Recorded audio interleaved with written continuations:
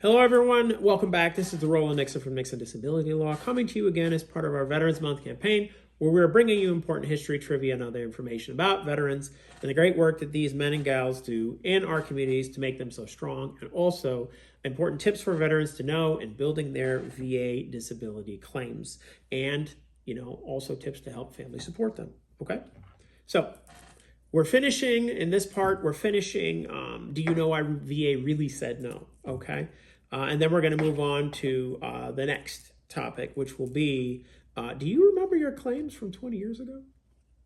Because if you hire the right VA lawyer, we can tell you everything you ever applied for and when.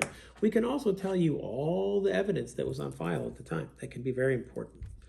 Anyway, so benefit of the doubt doctrine, as I said before, you can find where that is in the law and in the regulations at 38 U.S.C. section 5107, small letter b, or 38 CFR 3.102, okay? Again, when VA examines all of the evidence, if there's an approximate balance between positive and negative, they're supposed to afford to the veteran the benefit of the doubt. Okay, that's important in figuring out why VA said no. And it's important in challenging why VA said no, because often what VA has done is failed to afford the benefit of the doubt to a veteran, okay? Finally, in concluding on this topic, we're going to talk about why VA really said no. Sometimes the reason VA said no has nothing to do with anything they wrote down. Sometimes it has nothing to do with the evidence in your file. But there are programmatic or other policy reasons that are causing VA to make certain decisions, okay?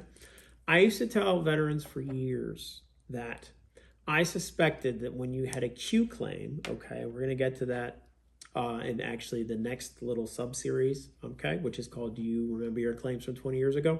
We're going to talk about Q claims. I'm going to give you the legal citation, and then we're going to talk about them.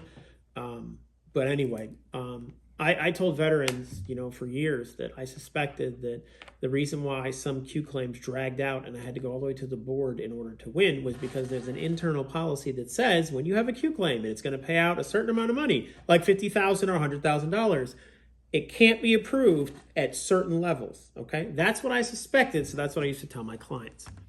I then learned in doing research for this series that there used to actually be a protocol that effectively did what I said, okay? That sent certain claims over a certain amount of money to one particular office in the country for someone to decide. Oh, and they also said you can't tell the veteran about it. Now, that policy was thrown out as declared to be either unconstitutional or against due process or something like that. It was tossed out, okay?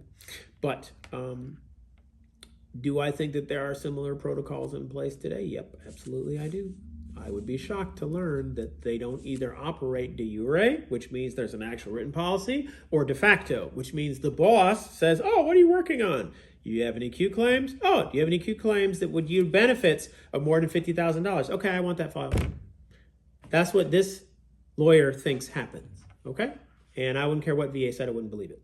That's what I think happens.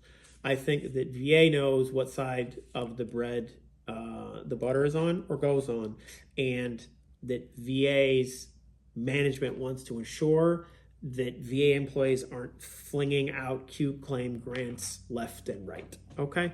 So what's the real reason VA said no? It could be a policy reason. They just don't want to say no. And this is one of the reasons you have to keep fighting VA, okay? You keep fighting VA. I've won, okay? I've gotten positive results for clients who died, okay? So you're living, don't give up. Do not give up, okay? I don't care if it's VA or Social Security, don't give up, okay? Because you and your heirs are entitled to these benefits, and someone like me sits here to ensure that you get them, all right? So in our next bit, we're gonna talk more about, we're gonna actually really properly introduce the new topic, which is do you remember your claims from 20 years ago? Thanks, we'll see you then.